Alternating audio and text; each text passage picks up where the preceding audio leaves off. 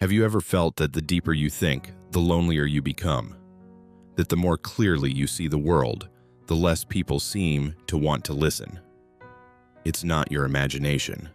Throughout history, society has always been uneasy around deep thinkers, not because they're wrong, but because they see truths others would rather ignore. From Socrates to Galileo, from Nietzsche to Tesla, the world has a long record of ridiculing, silencing, or outright rejecting brilliant minds. Their ideas didn't fail because they lacked intelligence. They failed because they made people uncomfortable. Arthur Schopenhauer, one of philosophy's most brutally honest thinkers, believed that intelligence itself could feel like a curse, a trait that isolates rather than connects. But why does this happen? Why do people instinctively push away those who think differently? The answer, as both psychology and history reveal, lies deep in human nature. The mirror effect. Imagine standing next to someone who's physically strong. You might admire their strength. Or meeting someone wealthy, maybe you feel a twinge of envy, but not hostility. But when you encounter someone intellectually sharper than you, someone whose thoughts slice through illusion, something else happens. You don't just see their intelligence. You feel it reflecting your own limitations. Psychologists call this the mirror effect. Deep thinkers act as mirrors, unintentionally forcing others to confront the gaps in their own understanding. And most people, when faced with that reflection, don't respond with gratitude, they respond with defense. The deep thinker doesn't have to brag or preach. Their mere presence can make others feel small, insecure, even threatened. Why intelligence feels like an attack? Physical strength and wealth are external qualities. They don't challenge who we are inside. But intelligence, that's different. It's intertwined with identity, with how we define ourselves. When someone's ideas are sharper, deeper, or more insightful than ours, it feels personal. Their logic quietly dismantles our sense of certainty, and our minds instinctively resist. This is why intelligent people often make others uncomfortable without trying. It's not arrogance, it's biology. Studies show that when people feel intellectually inferior, the amygdala, the brain's fear center, lights up just as if they were facing a physical threat. The body reacts with tension, avoidance, or even hostility. In short, deep thinking triggers the same survival response as danger. The tribal brain. Why would intelligence activate fear in the first place? Because our ancestors survived not by being the smartest, but by belonging. In early tribes, being rejected meant isolation, and isolation meant death. Our brains evolved to prioritize social acceptance over truth. So when a deep thinker challenges group norms, even gently, the brain treats it like a threat to the tribe's stability. In modern life, that tribal instinct still rules. A 2021 Stanford study found that people react differently to intelligent individuals depending on the setting. In one-on-one conversations, most people appreciate intellectuals, but in group settings, meetings, classrooms, social circles, threat levels spike dramatically. Why? Because social status becomes the priority. When intelligence disrupts the hierarchy, people instinctively push back, not out of logic, but out of self-preservation. The smartest voice in the room becomes the easiest one to isolate. Why deep thinkers feel alone. This explains why many intellectuals, philosophers, and creators often feel alienated. It's not that they want to be alone. Society simply doesn't know how to engage them without feeling exposed. We live in a world that rewards confidence more than depth, charisma more than truth. The person who speaks with certainty, even when they're wrong, is often admired. Meanwhile, the deep thinker who hesitates, who weighs nuance, gets labeled confusing or detached. This is why populist leaders, motivational speakers, and viral influencers thrive. They simplify complexity into digestible bites that make people feel good. The deeper voices, the ones that provoke reflection or discomfort, struggle to reach wide audiences. The paradox of intelligence is this: the more you seek truth, the further you drift from the majority. Cognitive biases, the invisible forces. Psychologists have identified biases that make people resist intelligence. The Dunning-Kruger effect. The less people know, the more confident they feel. The more they know, the more they doubt themselves. This creates tension between the overconfident and the genuinely knowledgeable. Status quo bias. People prefer the familiar, even when it's wrong. Change feels unsafe. The backfire effect. When confronted with new evidence, most don't rethink their beliefs. They double down on them. Deep thinkers encounter these walls constantly. They bring ideas that challenge the system, and the system responds by rejecting them. The digital echo chamber. Today, this problem is amplified by social media. Algorithms reward engagement, not insight. Emotionally charged, simple content, outrage, humor, or affirmation spreads faster than nuanced reasoning. The more thoughtful or complex your idea is, the harder it is to make it viral.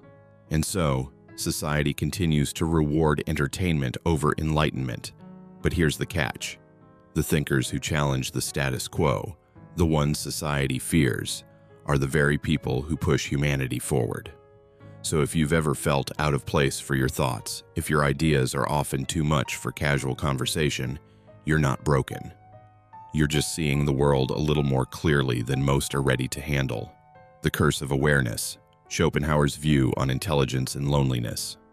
If intelligence makes people uncomfortable, Schopenhauer believed it was because intelligence reveals too much, too clearly, too deeply. To him, brilliance wasn't a gift. It was a burden. While others saw intellect as the key to progress or success, Schopenhauer saw it as something that separated the thinker from society. The sharper your mind, the harder it became to find belonging. But why? What exactly makes intelligence feel like isolation? The philosophy of the will. Schopenhauer built his worldview on a single concept: the will. He believed that every living being is driven by this blind, irrational force, a relentless desire to survive, reproduce, and seek pleasure. It's not logic that drives us, it's instinct. Most people, he said, live under the rule of this will to live, chasing comfort, relationships, money, pleasure, and routine. They seek what feels good and avoid what feels painful. But the deep thinker, the truly intelligent person, follows something else: the will to truth. They crave understanding, not comfort. They want to know reality, even if that truth hurts. This difference creates a divide so deep that communication itself becomes difficult. Where most people see the world through desire and distraction, the deep thinker sees it through the lens of meaning and futility. The burden of seeing too clearly. Schopenhauer once wrote, "A high degree of intellect tends to make a man unsocial." The reason? Awareness. The more you understand the world, its illusions, its games, its endless cycle of desire and disappointment, the harder it becomes to find joy in it. When you see the strings behind the puppet show, the show itself loses its magic. Intelligent people, Schopenhauer argued, see too much. They see how temporary happiness is. They see how shallow most ambitions are. They see how society masks truth with distractions, entertainment, gossip, status, routine. This heightened awareness turns everyday interactions into performances they can't take seriously. They can't unsee the falseness in small talk, the vanity in ambition, the hollowness in praise. So they withdraw, not because they dislike people, but because they find it hard to pretend. Why deep thinkers struggle with the ordinary. Most people find meaning in relationships, careers, or leisure. But for those who live by the will to truth, those pursuits can feel empty, like chasing shadows. They crave conversations about purpose, philosophy, and existence. Yet the world rewards surface-level chatter. They want connection, but they refuse to fake it. Over time, this leads to a subtle kind of exile, a self-imposed solitude.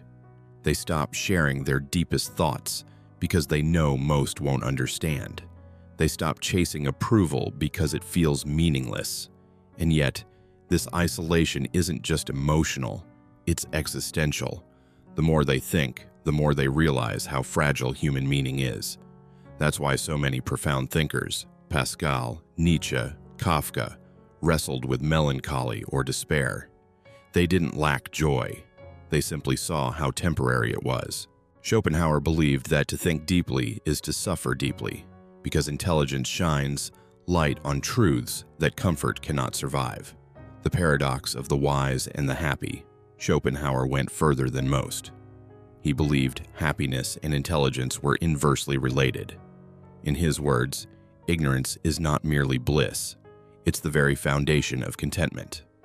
The average person, absorbed in daily pleasures, doesn't overthink existence. They live in the moment. They follow the will, and in doing so, they find peace. But the thinker sees too far ahead. They notice the impermanence of everything. Love fades. Success is temporary. Even life itself is fleeting. That awareness, while enlightening, can make the world feel hollow. To Schopenhauer, the happiest people were not the wisest. They were the most oblivious. And the wisest? Often the most tortured. Yet he didn't say this to depress us, but to awaken us. Because in understanding suffering, we stop being slaves to it, coping with the weight of awareness. So how can an intelligent person live without drowning in their own depth? Schopenhauer offered 3 practical paths, ways to turn solitude into strength. 1. Embrace solitude. Don't see being alone as punishment. See it as liberation. He believed solitude gave thinkers the freedom to explore ideas without compromise, to read, create, and observe without the noise of conformity. 2. Find kindred minds. You don't need crowds, you need depth.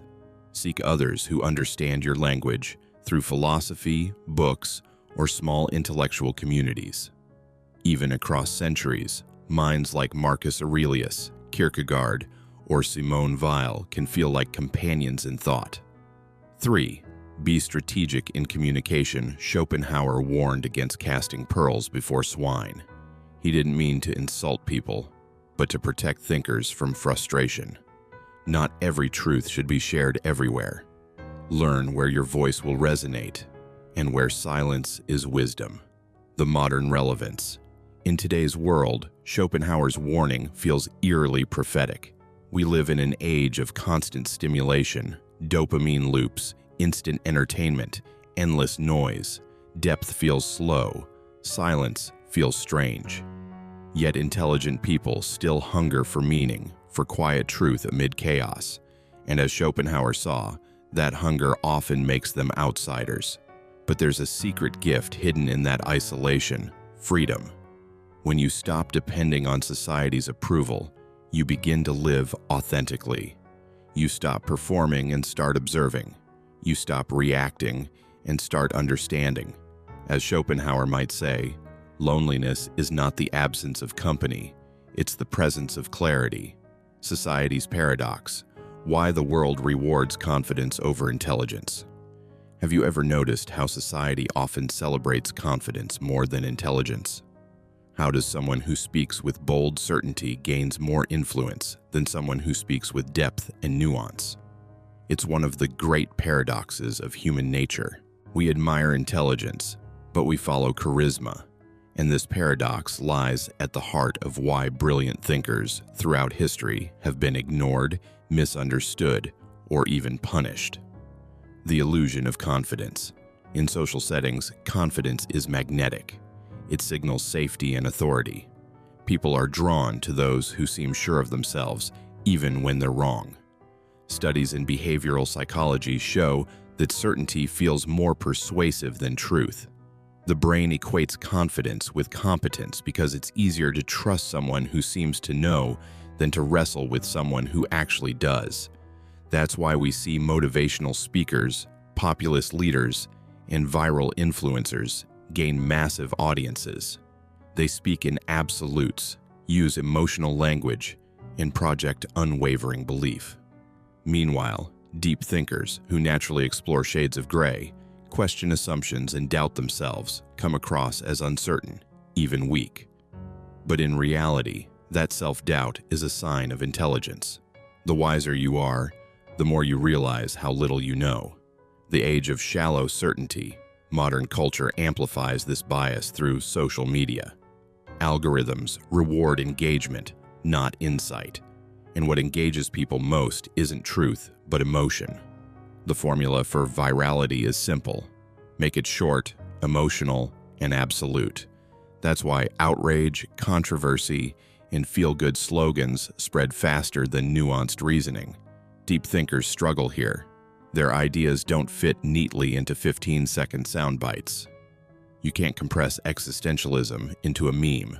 And so, the thinkers who could challenge society's blind spots often go unheard, drowned out by the louder, simpler voices. A philosopher might spend years refining a profound idea, while an influencer can go viral overnight by repeating what people already believe, just with confidence and a smile. It's not a fair contest, but it's a revealing one, because it shows what society really values: comfort over complexity. Why society fears the deep. Schopenhauer wasn't just talking about individuals, he was describing a social structure. He saw that most human systems, schools, workplaces, even governments, are designed to maintain stability, not to encourage original thought. Schools reward memorization, not curiosity. Workplaces reward compliance, not innovation. Politics rewards popularity, not truth. This structure ensures survival, but at the cost of progress. It keeps things predictable, and predictability feels safe.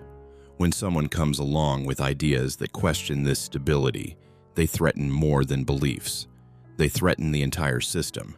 That's why society often resists thinkers while celebrating performers. The thinker disrupts. The performer maintains order. The thinker asks why, while the performer says, "Trust me." And people, wired for belonging, usually choose the performer. The biological trap. This isn't just cultural.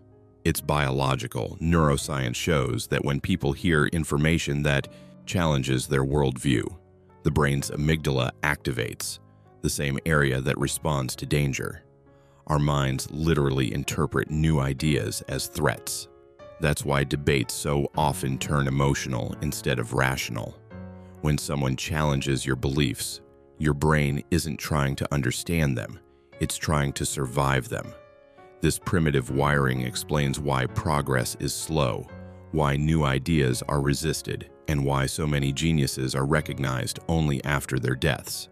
Think of Galileo, who was placed under house arrest for suggesting the Earth revolves around the sun, or Tesla, who imagined a world of free energy and was silenced because his ideas threatened profit, or Alan Turing, the father of modern computing, who helped end a world war but was persecuted for his personal life. Their ideas didn't fail, their societies did. Each was too advanced for the comfort zones of their time. The comfort of the crowd. Psychologists call this system justification, the tendency for people to defend the systems they live in, even when those systems hurt them. Most people would rather live with familiar lies than face uncomfortable truths. That's why so many cling to tradition, ideology, or authority. It's not because they're blind, it's because they're afraid. We crave cognitive ease, the brain's preference for simplicity and certainty. Complexity demands energy, humility, and change. Certainty feels effortless. That's why echo chambers form, both online and in real life. People gather around ideas that validate them, not ones that challenge them. And anyone who dares to disrupt that comfort becomes the enemy. The irony? Every leap in human progress, every revolution in science, philosophy, and art began with someone society initially rejected. The cycle of resistance and acceptance. History follows a pattern. 1. The idea emerges. Society laughs at it. 2. The idea persists. Society resists it. 3. The idea proves true.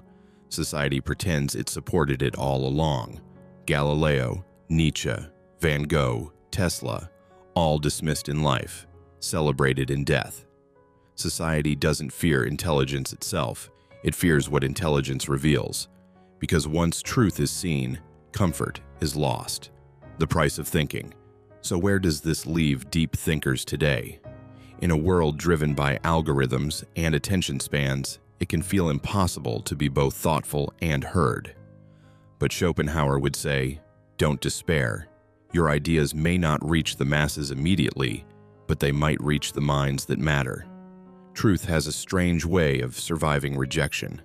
It waits patiently until the world catches up. The great thinkers of history didn't fit in, they transcended. They lived in the future, and the world only recognized them once it arrived there. So if you've ever felt invisible for your ideas, take heart. The same silence that isolates you also protects your originality. The same discomfort that others feel around your thoughts is proof that you're touching something real, from isolation to influence, turning depth into connection. If you've ever felt alone in your thoughts, if you've ever stayed silent because you knew your words would only bring blank stares, you're not alone. You are part of a lineage of thinkers who saw the world too clearly, too early.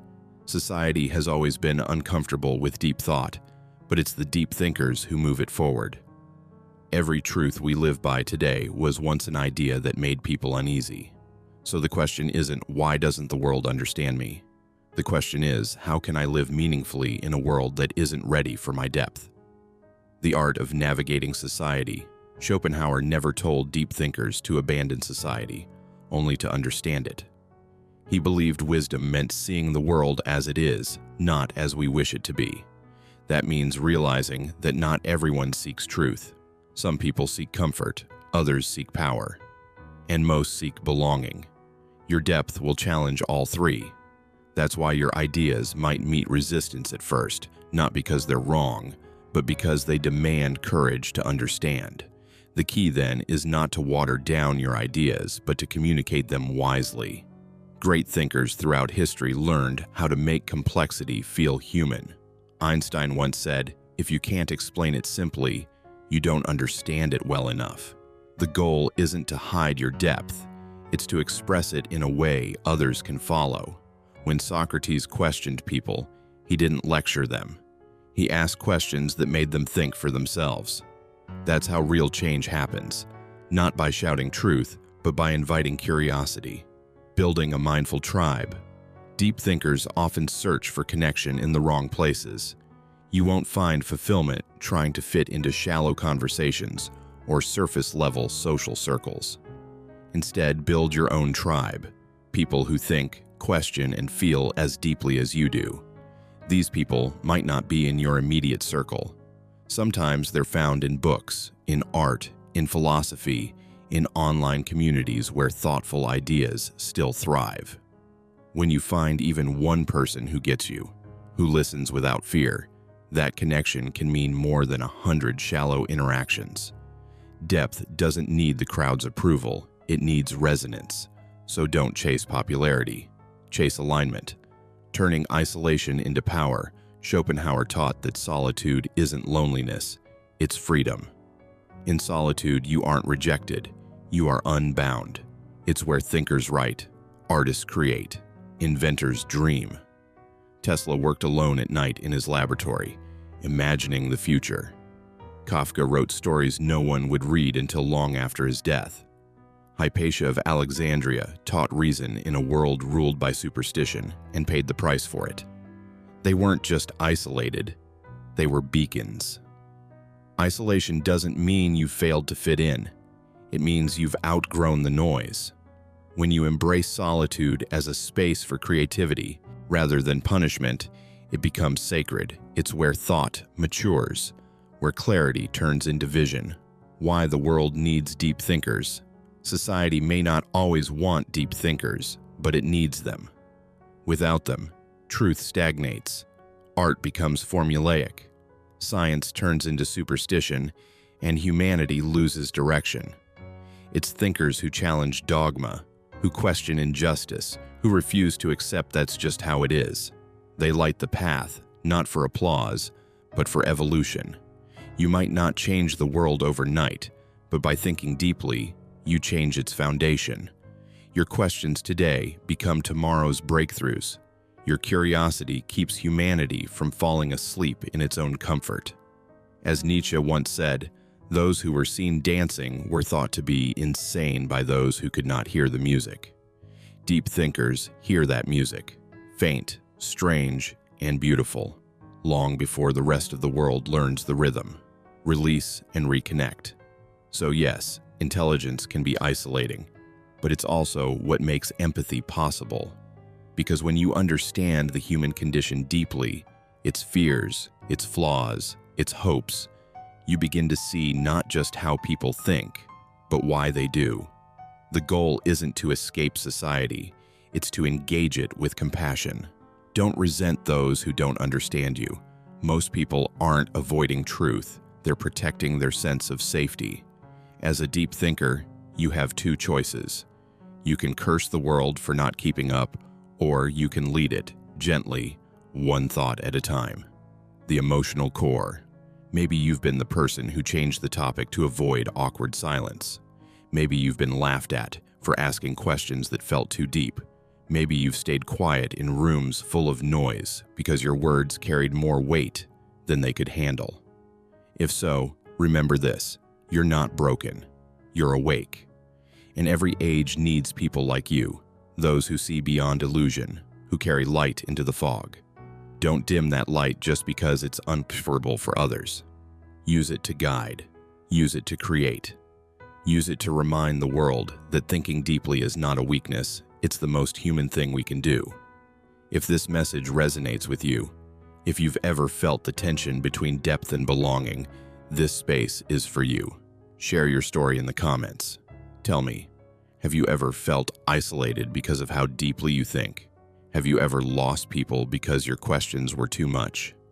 Let's build a space where curiosity is celebrated, not silenced. If you believe that depth still matters, that truth and empathy can coexist, then hit like, subscribe, and share this with someone who needs to hear it. Because maybe, just maybe, the world doesn't fear deep thinkers forever. It just takes time to catch up.